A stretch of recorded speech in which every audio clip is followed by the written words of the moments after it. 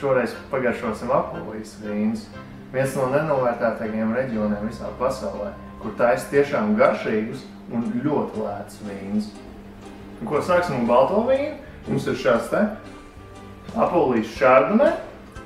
Viņš ir interesants eksotisks apvienojums starp diviem tādiem klasiskiem Chardonnay stiliem, starp skābo Chablis un tādu piesātnoto Burgundiju. Aromāts ir tāds viegls, skābens, ļoti tāds vedzinošs.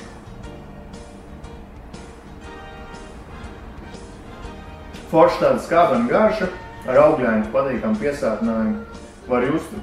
Var just jāņogus vai sālo krējumu, nedaudz varbūt citronu notu tādu.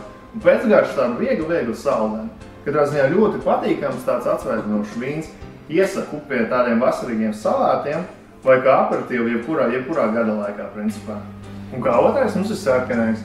Tas ir īstenībā klasisks Polijas vīns, Primitivo, kas ir patiesībā vīnogu šķirne, ko Kalifornijā pazīst kā Zinfandel, cienītāji atpūtīst. Bet Primitivo pa lielam ir tā pati vīnoga, bet tas ir pavisam cits stils. Viņi ir daudz piesātinātāk un savādāk.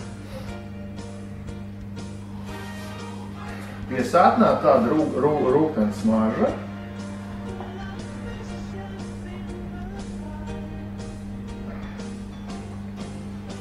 Lāču rupmaizes garoziņas garša.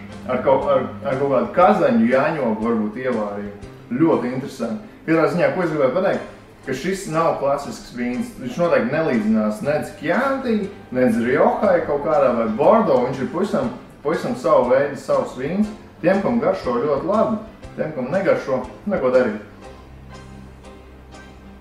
Ļoti noturīgi savalkošu pēcgaršu. Iesakām arī jums nogaršot šos nenovērtētos vīnus.